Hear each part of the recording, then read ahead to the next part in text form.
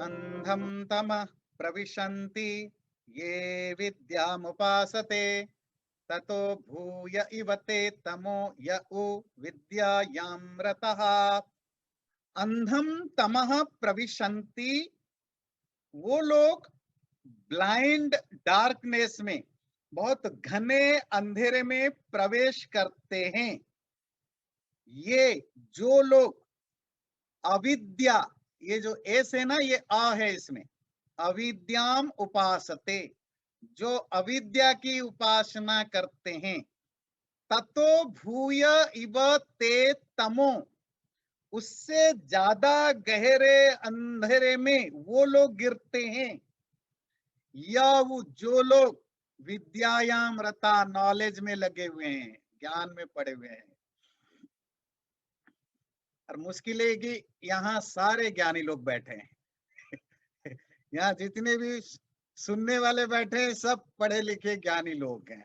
हाँ जी, वो कहते हैं अविद्या की जो उपासना, दो जो वर्शिप अविद्या और मर्ज इन अविद्या। अविद्या समझते हैं ना, जो विद्या की अपोजिट है, विद्या मतलब लर्निंग, ज्ञान, तो अज्ञान। तो वो तो अंधेरे में गिरते हैं। आप कहेंगे सेलिब्रेट करो, बड़ी अच्छी बात है भाई, जो मूर्ख लोग हैं वो अंधेरे में गिरते हैं, ये तो सबको पता है। पर अगला जो है वो कहते हैं जो ज्ञानी लोग हैं वो तो गहरे अंधेरे में गिरते हैं। तो ये तीन मंत्रों का एक बल्क है, एक एक ग्रुप है। ये तीनों मंत्रों को पूरा समझेंगे तो पूरा एक एक एक पूरा थ्योरी, एक पूरा लेसन, एक सब्जेक्ट इसमें आएगा। ये तीन मंत्रों में एक पूरा का पूरा एक चैप्टर है। वो चैप्टर है विद्या और अविद्या की। अविद्या का अर्थ यहाँ इग्नोरेंस, विद्या का अर्थ नॉलेज नहीं है। इसीलिए पढ़े लिखे लोग शांत, मतलब निश्चिंत रहिए, आपके बारे में कोई बुरा कमेंट नहीं है। आप कहेंगे कैसे आप घुमा रहे हो, नहीं, क्योंकि अलग अलग शास्त्रों में यही चीजें आया है, अलग अलग वर्ड्स के साथ। वेदांत सूत्र में तो यही पढ़ रहे हैं ना कि ऐसे ऐसे शब्द उपनिषदों में आते हैं, तो वो तो उसको फिर आपको देखना पड़ता है, इसका अर्थ, रियल अर्थ क्या होगा। फिर आप पूछते हैं ये उपनिषद वाले ऐसे शब्द यूज ही क्यों किया। तो और वेदांत सूत्र उसी को ठीक इंटरप्रेट करने के लिए आपको पैरामीटर्स बताता है। तो हम कैसे समझें विद्या, विद्या का क्या अर्थ है। कठोपनिषद में भी यही शब्द दूसरे भाषा में आता है, श्रेय और प्रेय। आचार्य यमराज, आचार्य यम नचिकेता को बताते हैं भाई दुनिया में दो तरह के ज्ञान है, एक श्रेय एक प्रेय। प्रेय जो है वो मजा वाला है, जिसमें बहुत मजा आता है। प्रेय जानते हैं, प्रिय, प्लेजरेबल। और एक होता है श्रेय, जो ग्रेट है, बड़ा है, बेस्ट है, बट बिल्कुल जीरो प्लेजरेबल, कोई मजा नहीं, नीम है, करेला है ना। और जो श्रेय है, तो प्रेय है, वो बड़ा बढ़िया है, वो तो बिल्कुल चमचम है, रसमलाई है ना। और भी जो भी बढ़िया बढ़िया खाना जिसको जो पसंद है वो वही है, श्रेय प्रेय। इसी को मुंडक उपनिषद में कहा पराविद्या अपराविद्या। दो तरह के नॉलेज हैं, एक है अपरा, जनरल नॉलेज, एक है परा, हायर नॉलेज। इसी को एक वैशेषिक दर्शन है, जैसे वेदांत दर्शन पढ़ रहे हैं वैसे एक वैशेषिक दर्शन है। उसमें आता है, कणाद मुनि लिखते हैं कि दो तरह के इंसान के जीवन में पाने की इच्छा है, अभ्युदय और निश्रेयस। अभ्युदय हर तरह की प्रॉस्पेरिटी, और निश्रेयस एब्सोल्यूट ब्लिस, दो तरह के मार्ग है। तो हमारे सारे वेदों से लेकर उपनिषद, धर्मशास्त्र, महाभारत, रामायण, सब जगह दो तरह के रास्ता बताया है। एक लाइफ ऑफ एक मैटेरियल लाइफ, एक स्पिरिचुअल लाइफ। एक पाथ ऑफ स्पिरिचुअलिटी, एक पाथ ऑफ मैटेरियल मैटर। अविद्या का अर्थ जो मैटेरियल वर्ल्ड में फंसा हुआ है, दुनियादारी में फंसा हुआ है, सांसारिक सुख पाने के लिए पूरा अपने आप को झोंक रखा है, वो अंधेरे में गिरता है। अंधेरा समझते हैं, अंधेरा मतलब बिल्कुल सामने कुछ भी नहीं, गोललेस, पर्पसलेस, आगे कुछ नहीं, खाई में भी गिरेगा, समुद्र में भी गिरेगा, कहीं भी गिरेगा, चोट लगेगा, दुख होगा, प्रॉब्लम होगा, ये सब है। ठीक है। दूसरा है द पाथ ऑफ स्पिरिचुअलिटी, जिसमें आगे जाकर आप परम आनंद को पा सकते हैं। वो तो सब ठीक है, कठोपनिषद में भी बढ़िया लिखा, मुंडक ने भी अच्छा लिखा, सबने सही लिखा। फिर ये ईशोपनिषद का ऋषि, और वो भी ऋषि नहीं, वो वेद का, यजुर्वेद का एक अंग है, मतलब सीधे परमात्मा की वाणी है। ट्रेडिशनली हमारे लिए तो परमात्मा की वाणी, और परमात्मा की वाणी कहती है कि जो मैटेरियल वर्ल्ड में पूरी तरह धंसा हुआ है वो अंधेरे में गिरता है, पर जो स्पिरिचुअलिटी में भी घुसा हुआ है उससे गहरे अंधेरे में गिरता है। अब ये भी ज्यादा खतरनाक है कि स्पिरिचुअल लोग आंदोलन करेंगे, हड़ताल करेंगे, स्ट्राइक, कि क्या हुआ, हाय हाय यजुर्वेद, हाय हाय ईशोपनिषद, हाय हाय, हमने क्या हमारे बारे में बोल दिया। जो लोग एब्सोल्युटली मैटेरियल वर्ल्ड में फंसे हुए हैं, मतलब उनके लिए धन संपत्ति, शारीरिक सुख, फिजिकल प्लेजर, सेंसुअल प्लेजर यही मैटर करता है, डेफिनेटली उनका फ्यूचर अच्छा नहीं है ना, वो दुखी होंगे। अगर आपको जानना है तो जो बहुत बड़े बड़े वो फिल्म स्टार हो, जो जो बहुत ज्यादा फेमस लोग हैं, जिनके पास बहुत धन है, संपत्ति है, ग्लैमर लाइफ में रहते हैं, आपको पता है सबसे ज्यादा ड्रग्स यही वहीं बिकते हैं, सबसे ज्यादा स्लीपिंग गोली वही खाते हैं, सबसे ज्यादा डिप्रेशन में वही पड़ते हैं, सबसे ज्यादा साइकोलॉजिस्ट उन्हीं को जरूरत है, सबसे ज्यादा साइकियाट्रिस्ट उन्हीं के लिए है। गरीब लोग, मिडिल क्लास में कितने साइकियाट्रिस्ट, साइकोलॉजिस्ट की जरूरत पड़ता है, और उन्हीं को पड़ता है जो बहुत ज्यादा दुनियादारी में फंसा हुआ है। और ऐसे लोग मरने के बाद भी क्या, जब इस जीवन में खुश नहीं तो अगले जन्म में क्या खुश पाएंगे। अगला क्या है, स्पिरिचुअल लाइफ में जो घुसे हुए हैं वो भी वो उससे ज्यादा गहरे अंधेरे में गिरते हैं। इसका आंसर मैं यहां नहीं दूंगा, अगला मंत्र लेंगे फिर हम इसको थोड़ा क्लैरिफाई करेंगे। अन्य देवाहुर विद्यया अन्यदाहुर विद्यया इति शुश्रुम धीराणाम ये नस्तत्विचक्षिरे। अविद्या का फल, रिजल्ट कुछ अलग है, विद्या का भी रिजल्ट कुछ अलग होता है। मैटेरियल लाइफ का कुछ अलग रिजल्ट है, स्पिरिचुअल प्रैक्टिस का भी अपना रिजल्ट है, बोथ आर डिफरेंट। ऐसा हम नहीं बोल रहे हैं, इति सुश्रुमा, ऐसा हमने सुना है। किससे भाई आपने सुना? धीराणाम, उन ज्ञानी, सिद्ध, ब्रह्मज्ञानी, आत्मज्ञानी, एनलाइटेंड लोगों से सुना है। कैसे सुना? ये नाह तत् विचचक्षिरे, ये जिन्होंने नाह हमें तत् वो बातें विचचक्षिरे बताई। विद्या का अपना फल है, अविद्या का अपना फल है। ऐसा हमने उन ज्ञानी लोगों से सुना है जिन्होंने हमें ये बात बताई। इसको दो टुकड़ों में समझेंगे। पहला तो विद्या का फल, अविद्या का फल, जो सबसे ज्यादा आपके लिए एंजाइटी पैदा कर रहा है। दूसरा वो कि ऐसा हमने उनसे सुना, उन ज्ञानियों से जिन्होंने हमें बताया। ये एक दूसरी तरह की प्रॉब्लम है इस उपनिषदों में। शायद पहले भी हमने थोड़ी बहुत इस पर डिस्कशन किया था। अविद्या का क्या फल है और विद्या का क्या फल है, ये समझते हैं। अविद्या है मैटेरियल लाइफ।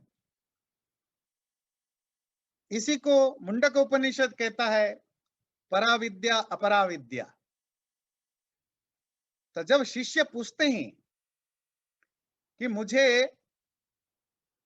ऐसा ज्ञान बताओ, मैं मुंडक उपनिषद को कोट कर रहा हूं जिससे आपकी थोड़ी क्लैरिटी हो। वो गुरु के पास आकर बोलता है मैंने सब शास्त्र पढ़ लिया, ज्ञान पढ़ लिया, पर अंदर से सेटिस्फेक्शन नहीं हो रहा है। वो कंटेंटमेंट, वो संतोष नहीं आ रहा है। ऐसा नहीं लग रहा है कि मैं आई एम डन, अब मेरा हो गया सब, अब मुझे जानने की जरूरत नहीं है। कुछ ऐसा बताइए जिसको जानने के बाद और कुछ जानने को बचे ही नहीं। गुरु ने कहा ठीक है, वो जानने लायक है पर वो एक नहीं है। द्वे विद्ये वेदितव्ये, उसके लिए तुम्हें दो चीजें जाननी पड़ेगी। एक जानोगे तो अंधेरे में गिरोगे, जो अभी ईशोपनिषद ने बोला। दोनों में से किसी एक को जानोगे, अंधेरे में गिरोगे। पर इसमें एक ट्विस्ट क्या है, केवल मैटेरियल चीजों को जानोगे तो अंधेरे में गिरोगे, केवल स्पिरिचुअल चीजों को जानोगे तो ज्यादा अंधेरे में गिरोगे। मुंडक उपनिषद कहता है एक चीज नहीं जानना, द्वे विद्ये, तुम्हें दो चीजें जाननी पड़ेगी। बोले क्या? पराच अपराचेती। एक परा विद्या है, एक अपरा विद्या है। बोले अपरा क्या है? बोले सारे वेद, उपनिषद, दर्शन शास्त्र, धर्म शास्त्र, शिल्प शास्त्र, जो भी दुनिया में विद्या है, जिसको तुम ग्रंथों से पढ़ते हो, लोगों से सुनते हो, किताबों से पढ़ते हो, दुनिया में जो भी ज्ञान है, इंक्लूडिंग वेद, उपनिषद, इवन जो मुंडक उपनिषद खुद भी अविद्या है।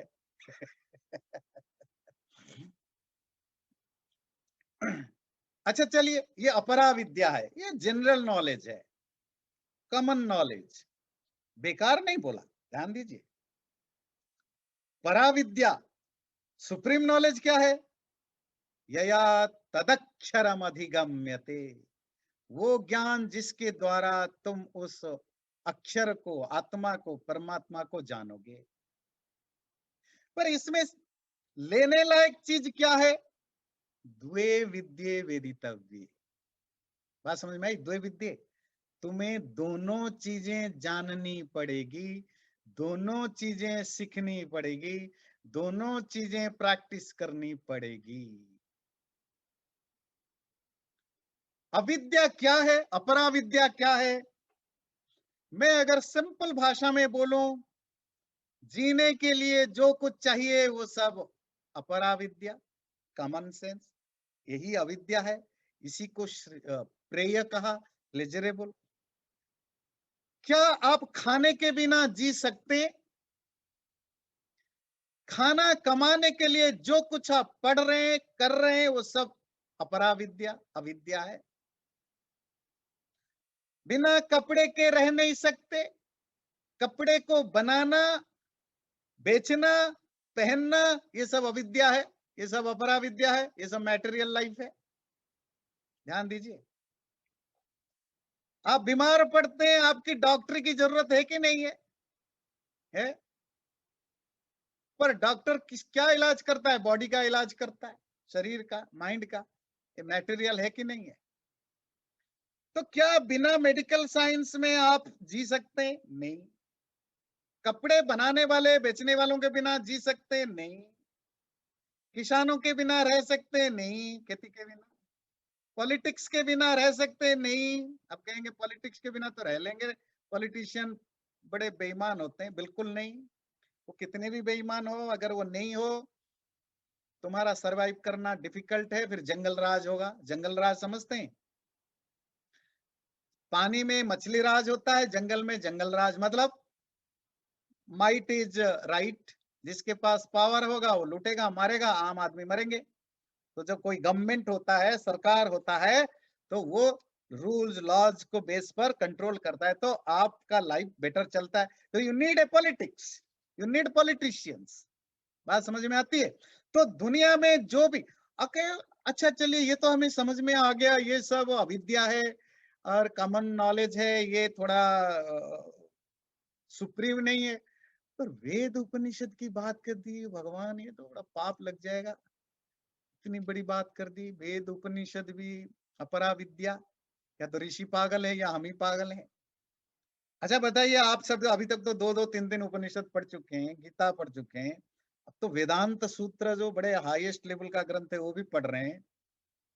तो क्या आपको सब स्पिरिचुअलिटी में अचीवमेंट हो गया? कुछ भी अचीवमेंट हुआ नहीं। क्या मिला आपको? Information, theoretical knowledge. इसका अर्थ क्या है? वेद उपनिषद शास्त्रों का जो थियोरिटिकल नॉलेज है वो अपरा विद्या है, वो प्रेय है, वो मजा आता है, वो अविद्या है, वो मैटेरियल, क्योंकि इससे तुम्हें मैटेरियल बेनिफिट होता है। आप कहेंगे ऐसी कैसे बात कर रहे हैं भाई, हम उपनिषद पढ़ रहे हैं, हमें क्या पैसा, कौन सा पैसा मिल रहा है इससे? पैसे नहीं, मेंटल सेटिस्फेक्शन हो रहा है। माइंड क्या है? मैटर है। ईगो बढ़ रहा है। आप कहेंगे ईगो कैसे बढ़ रहा है?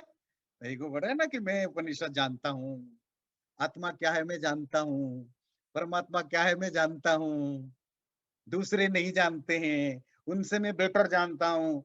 आप कहेंगे नहीं ऐसा मैं नहीं मानता हूँ। आप बोले ना बोले, अंदर ये कल्टीवेट होता है। इसे, ये साइकोलॉजी है, ह्यूमन साइकोलॉजी है। आप डिनाई क्यों करेंगे? करने की जरूरत ही नहीं। ठीक है, आप हम्बल हैं, आप एक्सेप्ट करते हैं कि नहीं, पर अंदर तो बनता है ना। तो शास्त्रों को पढ़ के, खाली शास्त्रों को पढ़ना, वेद उपनिषद कुछ भी हो, वो सिर्फ आपको मटेरियल बेनिफिट देता है ना। आपके ईगो को सेटिस्फाई करता है, आपके माइंड को सेटिस्फाई करता है, फाइनेंशियल भी आपको हेल्प करता है। आपने शास्त्र पढ़ा, आप जॉब कर देते हैं, आप प्रोफेसर बन गए, आप टीचर बन गए, तो आपको फाइनेंशियल सपोर्ट भी बना। आपका नाम होता है कि बड़ा ज्ञानी आदमी है, ये बड़ा विद्वान आदमी है। ये नेम फेम ये सब मटेरियल चीजें है ना। बात समझ में आती है? तो इसीलिए ये सब अपरा विद्या में काउंट होंगे, अविद्या में काउंट होंगे। विद्या क्या है? आत्मा को जानना। जो भी ज्ञान, जो भी प्रोसेस सेल्फ को जानने के लिए। बॉडी से रिलेटेड सब कुछ अविद्या, सोल से रिलेटेड सब कुछ विद्या। तो आपकी जो एग्जिस्टेंस है वो दो चीजों से बनी है। एक है बॉडी, उस बॉडी में बॉडी माइंड इंटेलेक्ट सब कुछ आता है। दूसरा है सोल। अगर आप केवल शरीर का ध्यान दे रहे हैं,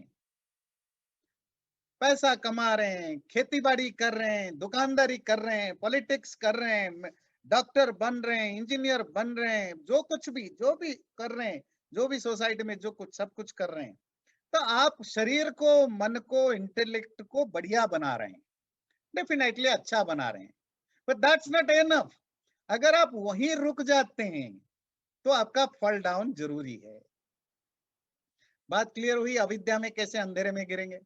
पर असली बात जो आपको खाया जा रहा है, जो दर्द है, वो अभी तक आंसर नहीं मिला। स्पिरिचुअलिटी को फॉलो करने वाले कैसे ज्यादा अंधेरे में गिरते हैं। अच्छा, आपको पता चला किसी बाबा के प्रवचन सुन के, कोई ऐसा उटपटांग ग्रंथ पढ़ के, ये जो होता है ना, जो स्पिरिचुअलिटी है, जो आत्म ज्ञान है, ब्रह्म ज्ञान, उसके बिना मुक्ति नहीं है, वो बहुत जरूरी चीजें हैं।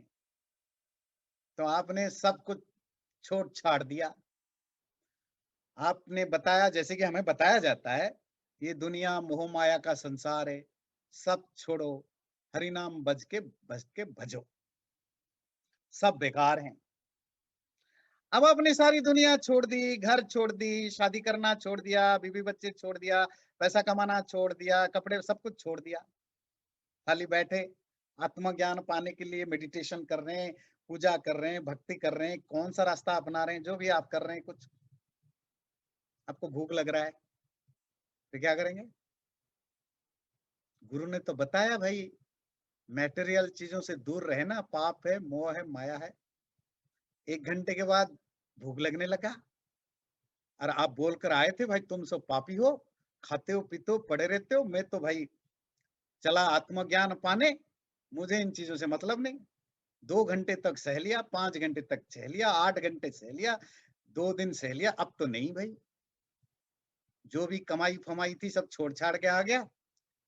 अब लोगों को बोल दिया मैंने, खाना पीना छोड़ दिया है, अब छुप के खाना ढूंढने लगा। या तो आपके अंदर वो डेयरिंग नेचर हो, आप आओ एक्सेप्ट करो, हाँ जी मुझे भी मटेरियल वर्ल्ड में जीना है, मैटर का भी यूज है, तो आप डेयरिंग नेचर वाला हो तो खुलेआम आओगे जी, मुझे खाने की जरूरत है, कपड़े की जरूरत है, पैसे की जरूरत है, घर की जरूरत है, मुझे भी जरूरत है। तो यू एक्सेप्ट दैट मटेरियल चीजों की भी लाइफ में जरूरत है। पर आपने तो एक्सेप्ट करना बंद कर दिया, आपने कहा सब बेकार है, तो आप क्या करोगे? छुप के करोगे। छुप के करने को चोरी कहते हैं, डिसऑनेस्टी कहते हैं, फरेबी कहते हैं, छलना कहते हैं। तो आप तो एक हिपोक्रेट बन गए। बात समझ गया? हिपोक्रेसी वो है ना, वो हिंदी में एक दोहा है ना, ना राम मिला ना वो माया मिली ना राम। आए थे तो संसार छोड़ के परमानंद पाने, अब ना परमानंद मिल रहा है ना लौकिक आनंद मिल रहा है। 2 साल के बाद पता चला ये तो शादी करके बेचारा अच्छा आदमी है भाई, कम से कम अपना गृहस्थी जीवन एंजॉय कर रहा है, खा पी रहा है, बच्चे हैं, कितना एंजॉय कर रहा है, मेरे लाइफ में क्या है? सब छोड़ छाड़ के क्यों आ गया?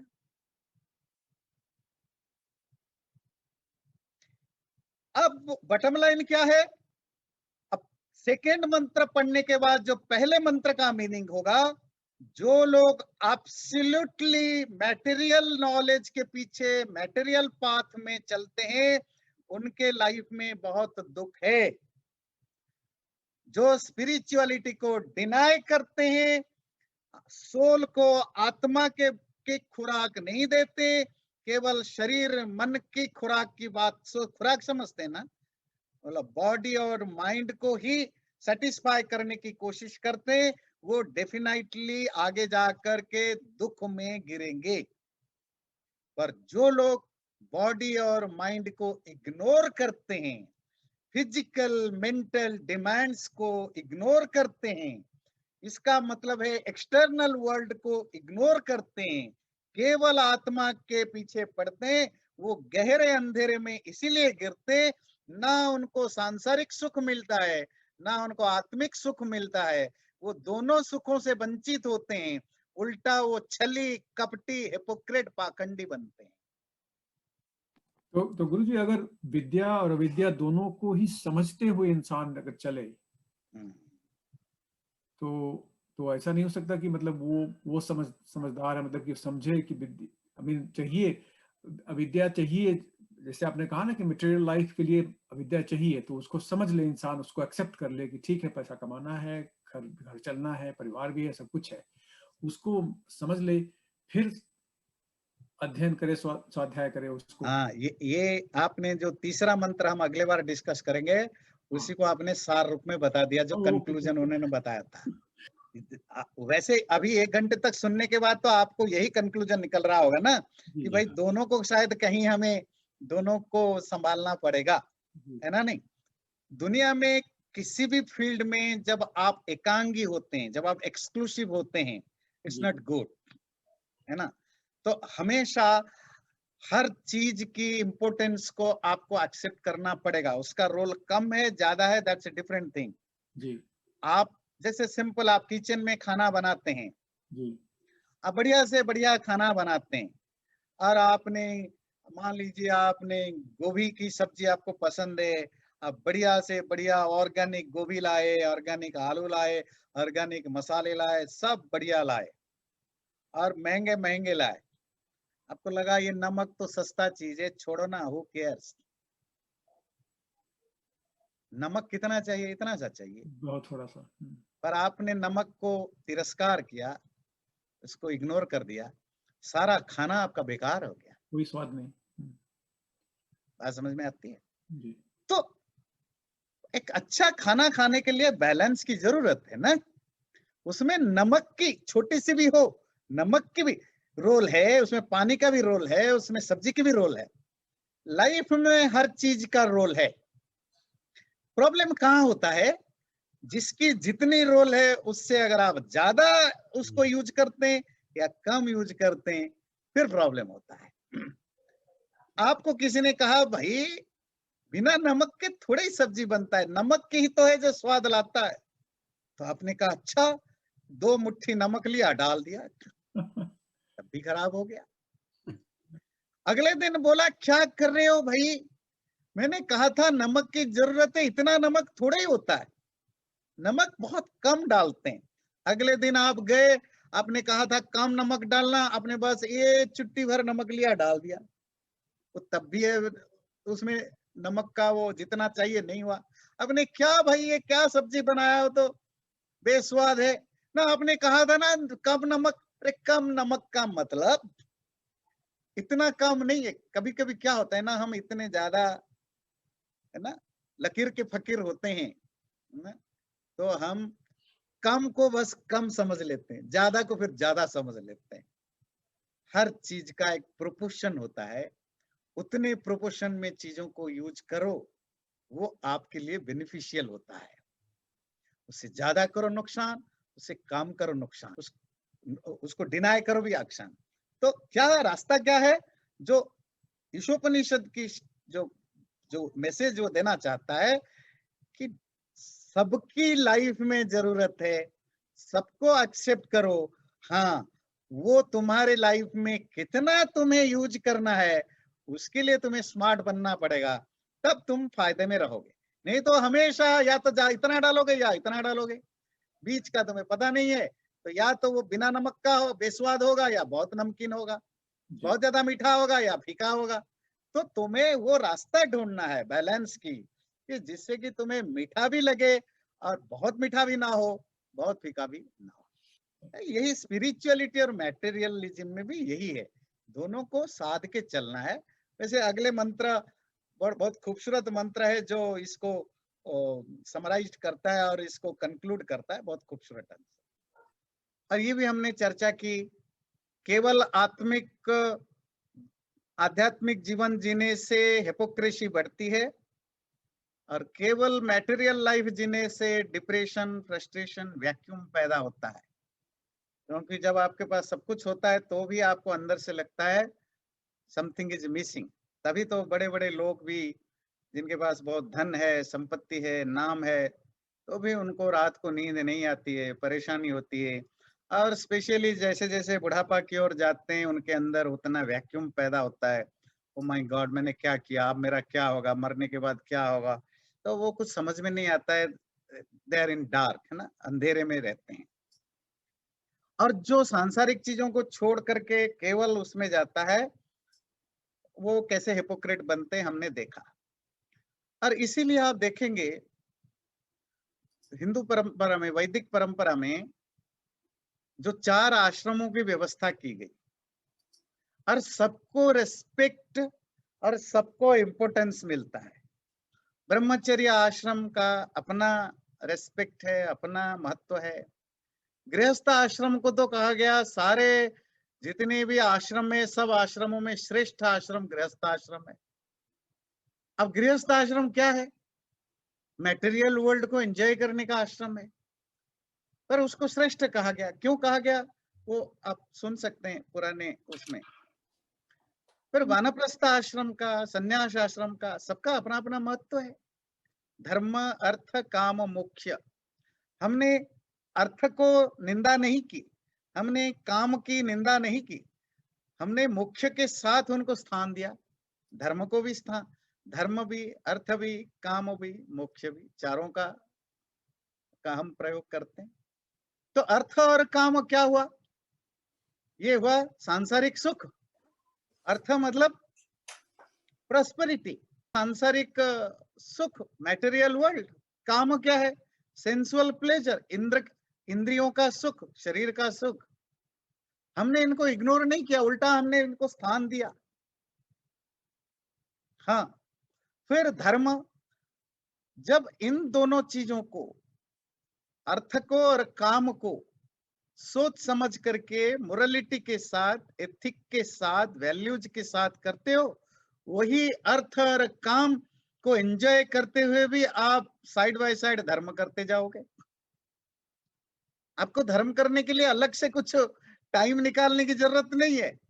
उसी प्रॉस्पेरिटी को कमाते हुए, एंजॉय करते हुए ही आप धर्म कमाओगे या अधर्म कमाओगे। जब उसमें वैल्यू ऐड करते हो, मोरालिटी ऐड करते हो, वर्च्यूज को ऐड करते हो, तो धर्म बन जाते हैं। जब आप गलत तरीके से करते हो तो अधर्म बन जाते हैं। फिर जब इनको भोगते हुए आप कामना से ऊपर उठ जाते हो, निष्काम भाव से भोगने लगते हो, तो मोक्ष की ओर चल पड़ते हो। अगर कामना के साथ, डिजायर के साथ, रिजल्ट पाने की इच्छा के साथ करते हो, तो धर्म की ओर चल पड़ते हो।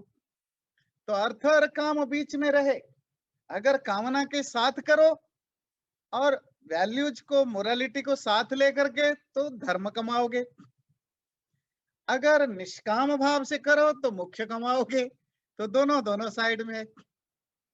पर अर्थ काम की निंदा नहीं है, उल्टा इनको एक्सेप्ट किया गया, रेस्पेक्ट किया गया। यही इस दूसरे मंत्र का भाव है, अन्य देव आहु विद्यया। विद्या का, आध्यात्मिक जीवन का अपना फल है और सांसारिक जो मैटेरियल लाइफ का भी अपना फल है। दोनों एक दूसरे की अपोजिट क्यों समझ रहे हो? दोनों को साथ लेकर चलो ना। इसकी जो लास्ट लाइन है,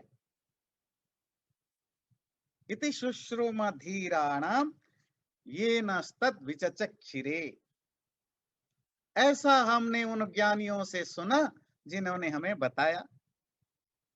इस पर बहुत चर्चा हमने पहले भी की है। ये एक प्राचीन भारतीय परंपरा है। It's very ancient Indian tradition. क्या कोई भी ज्ञान उनको मिले, कोई भी अचीवमेंट हो, क्रेडिट खुद नहीं लेते हैं। मॉडर्न वर्ल्ड का और एंशिएंट इंडियन का, इंडियन जो कंसेप्ट है, जो एटीट्यूड है, दोनों में यही फर्क है।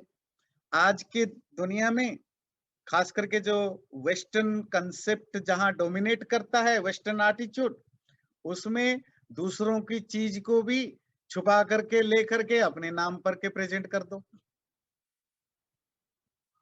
और अगर जैसे तैसे आपने अपनी बुद्धि लगा करके आपने कोई नई चीज बताई, तो उसकी रॉयल्टी डिमांड करो।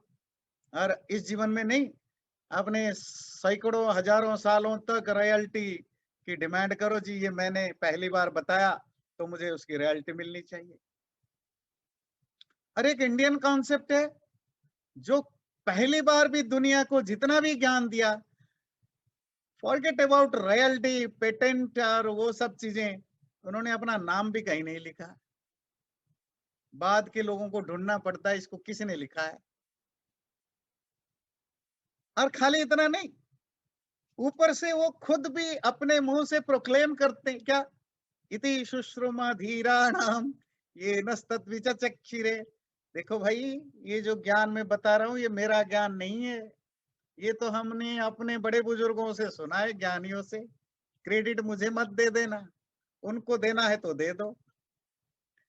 फिर आप अगर उनके बड़े बुजुर्गों के पास जाए तो कहेंगे भाई हमें भी मत देना क्रेडिट, हमने भी अपने बड़े बुजुर्गों से सुना है।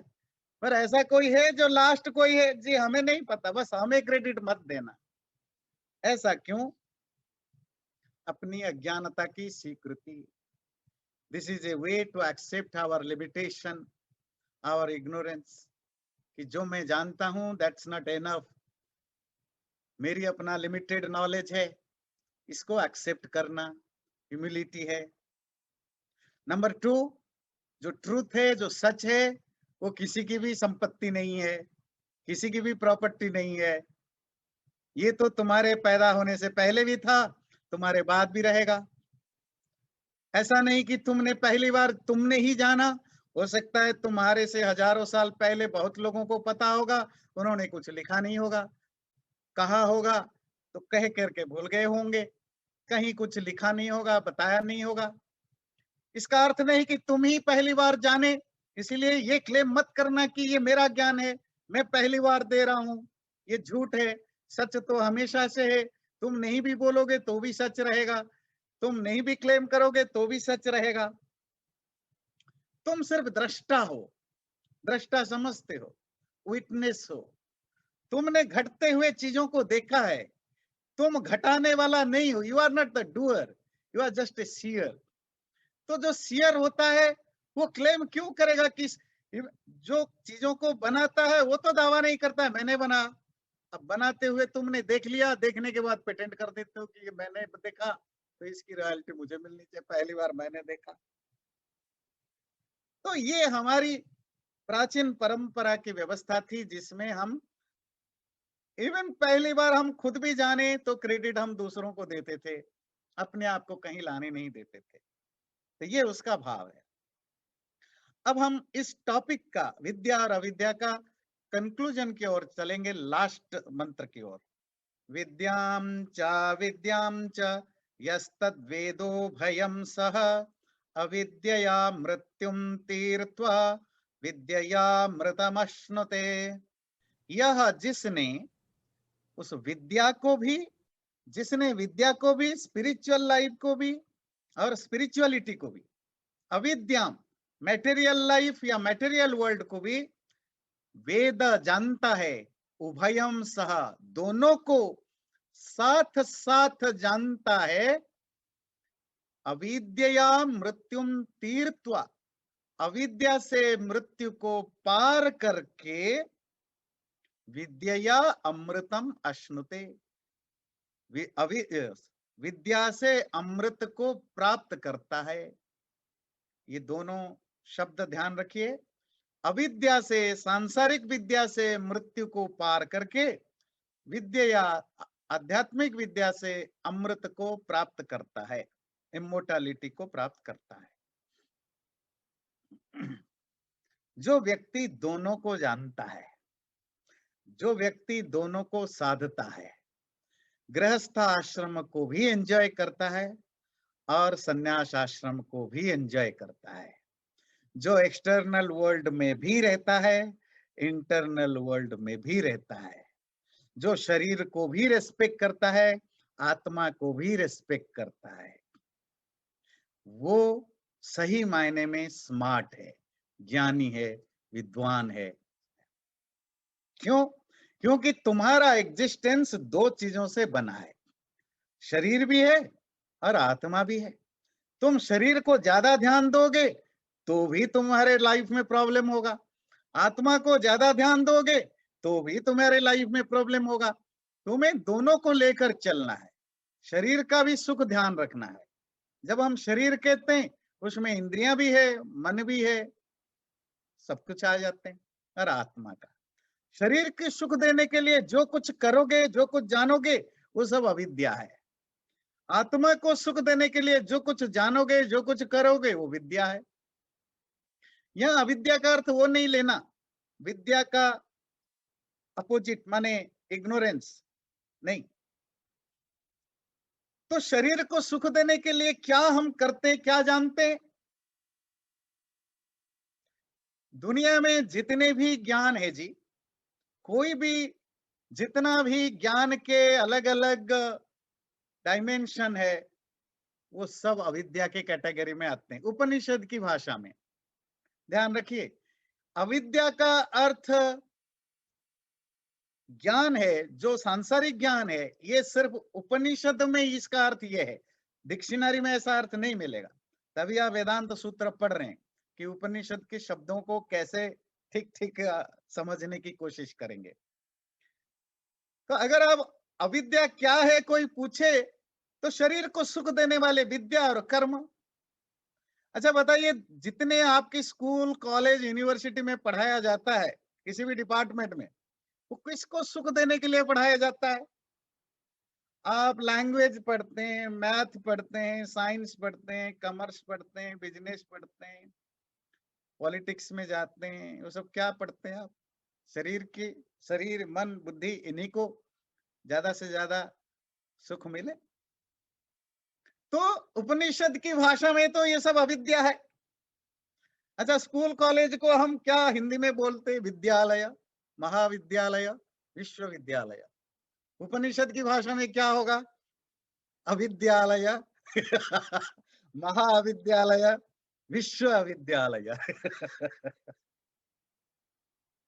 पर जो कॉमन मैन है वो तो कहेगा देखो ये तो बुरी बात है भाई, अविद्या कैसे? जो उपनिषद की शब्दों को जानता है उसको कोई प्रॉब्लम नहीं होगा, क्योंकि आप फिजिक्स हो, केमिस्ट्री हो, बॉटनी हो, बायोलॉजी हो, है ना, इकोनॉमिक्स हो, फिलोसफी हो, कुछ भी, इवन वो तो मुंडक उपनिषद में आपने पढ़ा ना कि इवन वेद, उपनिषद, दर्शन शास्त्र भी ये सब अविद्या में आएंगे। क्यों?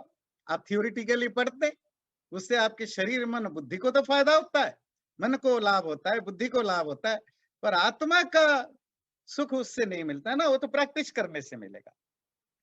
तो विद्या क्या है? तो विद्या सिर्फ एक ही चीज का नाम है, आत्मा को जानना, आत्मा को पाने की जो प्रोसेस है उसी का नाम है विद्या। रेस्ट ऑफ सारी चीजें अविद्या है, वो साइंस हो, टेक्नोलॉजी हो, लैंग्वेज हो, फिलोसफी हो, इकोनॉमिक्स हो, फिजिक्स हो, जो भी हो, वो सब सब अविद्या के कैटेगरी में आएंगे।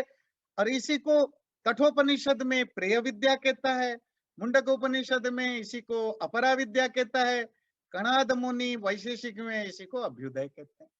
आपको अविद्या बुरा लगे तो आप प्रेय विद्या कह दो, अविद्या बुरा लगे अपरा विद्या कहो, अविद्या बुरा लगे अभ्युदय कहो, बहुत सारे शब्द हैं, पर यहाँ ईशोपनिषद उसको अविद्या शब्द से कहता है। तो अविद्या और विद्या दोनों को जरूरत है। अगला शब्द नीचे वाला मंत्र क्या कहता है? जो दोनों को साधता है वो अविद्या से मृत्यु को पार करता है, विद्या से अमृत को पार करता है। अविद्या, सांसारिक विद्या से आप मृत्यु से संघर्ष करते हो। रोटी क्या है? अविद्या है।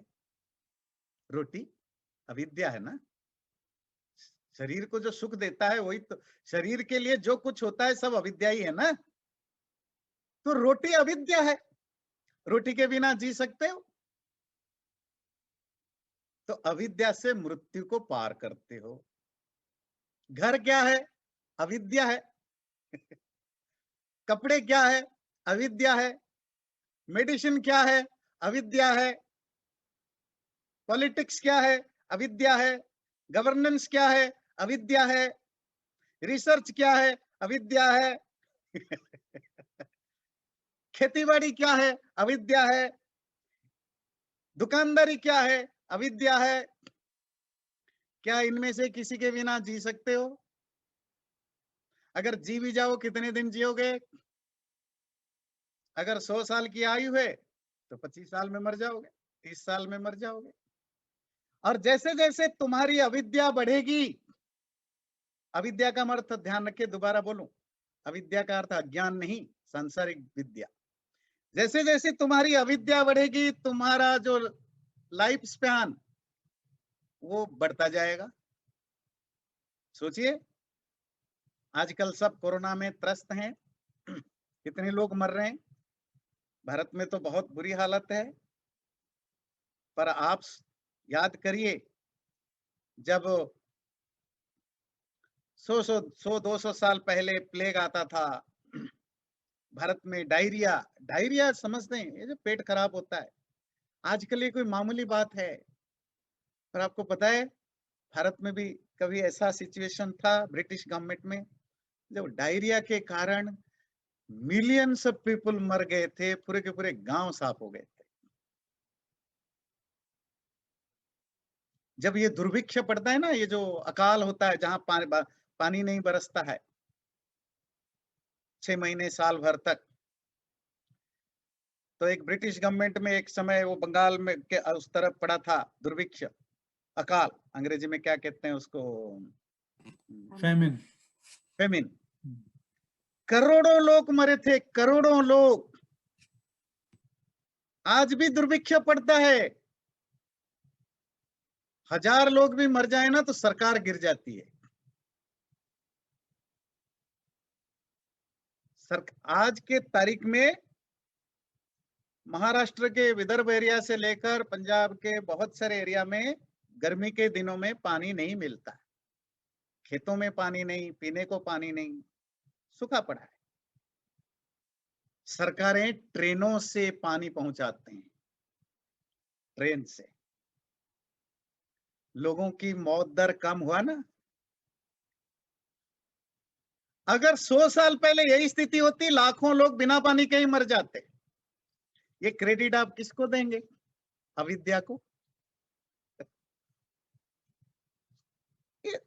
100-150 साल पहले तक ये जो माएं बच्चे पैदा करती थी, खास करके डेवलपिंग कंट्रीज में, भारत जैसे देशों में, तो 30 से 40% माएं ही मर जाती थी, बच्चे तो 50% से ज्यादा मर जाते थे। और आज मुश्किल से 10, 12, 15% बच्चे मरते हैं पैदा होने के बाद, और माएं तो और भी कम, 5-7% होंगे। मुझे एक्यूरेट पता नहीं है कि नहीं है, पर 100 साल पहले जितना लोग मरते थे, आज उसके कंपैरिजन बहुत कम मरते हैं। क्रेडिट किसको जाता है? अविद्या को। अविद्या मृत्युम तीर्त्वा, सांसारिक विद्या से मृत्यु को पार करोगे। जितना सांसारिक विद्या बढ़ेगी, तुम्हारे शरीर को उतना अच्छा सुकून मिलेगा, तुम्हारे मन को, तुम्हारे बुद्धि को, तुम्हारे शरीर को उतना आराम मिलेगा, तो लंबा जी सकते हो। पर आप 100 साल जिए, पैसा बहुत है, धन संपत्ति बहुत है, मेडिकल साइंस में डेवलपमेंट होने के कारण आप बीमार कम पड़ते हैं, अगर पड़ते भी हैं तो इलाज की बहुत सुविधाएं हैं, आपका आयु बढ़ गया। क्या करें? सब कुछ है मेरे पास, पर अंदर खाली है, क्या करूं? इसके बाद क्या? मरूंगा तो क्या? तो वैक्यूम है। कभी कभी लोग वैक्यूम को फिल करने के लिए फिर ड्रग से लेकर के, नशे से लेकर के, पता नहीं क्या क्या, आजकल वो गल्फ से लेकर दुनिया भर के टाइम पास वाले वो शुरू हो गए। तो फिर विद्या, जब तुम विद्या को साधोगे, आत्मज्ञान को साधोगे, तो मरने के बाद अमृत को पाओगे, इमोर्टल बन जाओगे। इस मरने के बाद नहीं तो अगला जन्म मिलेगा, उसके बाद मतलब आपकी तैयारी करोगे। और जैसे ही आप वो स्पिरिचुअलिटी के रास्ते पर आप आगे बढ़ोगे और उसको, उसकी सुप्रीम स्टेट को पहुंच जाओ, तो आप अमृत बनोगे ना। मोक्ष, निर्वाण, मुक्ति किसको कहते हैं? इस अमरत्व को। फिर आपका कोई मौत नहीं होगा। मौत क्यों नहीं होगा? आप पैदा ही नहीं होंगे। जन्म और मृत्यु के चक्र से छुटकारा मिलेगा। तो आपके सारे प्रोफेशनल कौन है? अविद्या वाले हैं। वो डॉक्टर हो, इंजीनियर हो, पॉलिटिशियन हो, लॉयर हो, टीचर हो, है ना, प्रोफेसर हो, सब अविद्या वाले। इनको आप ऐसा समझिएगा। एक पेड़ का एग्जाम्पल लेते हैं। पेड़, पेड़ में वो चाहिए भी, पत्ते भी चाहिए, ब्रांच भी चाहिए, ट्रंक भी चाहिए, जड़ भी चाहिए, सब चाहिए हमें। पेड़ को सरवाइव करने के लिए जड़ की जरूरत है, रूट की। पर खाली रूट हो तो सरवाइव कर देने से काम नहीं चलेगा। पेड़ को हरा भरा भी होना चाहिए, उसके लिए पत्ते भी चाहिए। तो एक अविद्या है, एक विद्या है। जो अविद्या है वो आपका लाइफ का फाउंडेशन है। विद्या जो है वो घर है, मतलब सांसारिक चीजें, सांसारिक विद्या आपका फाउंडेशन है। आप एक घर बनाते हैं तो उसका फाउंडेशन है अविद्या। पर खाली फाउंडेशन बना के छोड़ दो तो भी बेवकूफी है। मतलब आप केवल सांसारिक सुख में रहो तो भी बेवकूफी है। उसके ऊपर एक घर बनाना जरूरी है। घर क्या है? विद्या है, आत्मिक विद्या। आप कहोगे मुझे घर बनाना है, मैं क्यों पैसा वेस्ट करूं ये जमीन के नीचे ये इतना मोटा, इतना कंक्रीट, इतना स्ट्रांग फाउंडेशन डाल के। अब फाउंडेशन नहीं डालोगे, सीधा ऊपर घर बना दोगे, तो क्या होगा? घर भी घर गिरेगा। यही होता है जो आजकल के ये जो स्पिरिचुअल लोग जो होते हैं, अंदर से खोखले लोग होते हैं, जो ये प्रवचन देते फिरते हैं ना, संसार माया है सब छोड़ो, उनके लाइफ में देखो वो कितने हिपोक्रेट और पाखंडी हैं। क्यों पाखंड पनपा स्पिरिचुअलिटी में? स्पिरिचुअलिटी में, आध्यात्मिकता में इसीलिए पाखंड फैला क्योंकि इन अधपढ़, अनपढ़ या अर्धज्ञानी या चालू साधु सन्यासियों ने ये प्रचार किया कि संसार बेकार है, संसार को छोड़ो। लोगों ने संसार छोड़ा नहीं छोड़ा अलग बात है, पर वो खुद पाखंडी बन गए। वो छुपा के पैसा कमाने लगे, वो छुपा के एंजॉय करने लगे, घर छोड़ के आश्रम बनाने लगे, पैसा कमाना छोड़ के दान लेने लगे। छोड़ा कुछ भी नहीं, पाखंडी बन गए। बिल्कुल वैसे ही कोई बिना फाउंडेशन के घर बनाए। शरीर जरूरी है, मन भी जरूरी है। हाँ, आप इसको गलत इस्तेमाल करोगे तो नरक में जाओगे। पहला मंत्र याद करिए, जो अविद्या की उपासना करता है नरक में जाता है। सही यूज करोगे तो सही आध्यात्मिक रास्ते में जाओगे, पर बिना शरीर को रेस्पेक्ट किए केवल आत्मा के पीछे पड़ोगे तो गहरे अंधेरे में गिरोगे। बात क्लियर हुई? तो बात है कि विद्या और अविद्या, सांसारिक विद्या और आध्यात्मिक विद्या, दोनों में जो समन्वय बनाता है, दोनों के अंदर जो एक हार्मोनी बनाता है लाइफ में, वही स्मार्ट है। वो कणाद की भाषा में, कणाद ऋषि वैशेषिक दर्शन में धर्म का डेफिनेशन लिखते हैं। कहते हैं धर्म क्या है? यतोभ्युदय निश्रेयसो सिद्धि सधर्म। जिसके द्वारा इस जीवन में भी चारों तरफ से अभ्युदय हो, उन्नति हो, प्रोग्रेस हो, डेवलपमेंट हो लाइफ का, मरने के बाद परम सुख, परमानंद, निश्रेयस की प्राप्ति हो। तो यही अविद्या उस अभ्युदय है जो फिजिकल रिक्वायरमेंट को पूरा करने के लिए जो कुछ आप करते हैं। जब मैं फिजिकल कहता हूं उसमें माइंड भी, इंटेलेक्ट भी आते हैं। और निश्चय आत्मा की खुराक है। दोनों को साधने वाला धार्मिक होता है। इसी को आप स्मार्ट कह सकते हैं। चैनल को सब्सक्राइब जरूर करें और वीडियो अच्छा लगे लाइक भी जरूर करें।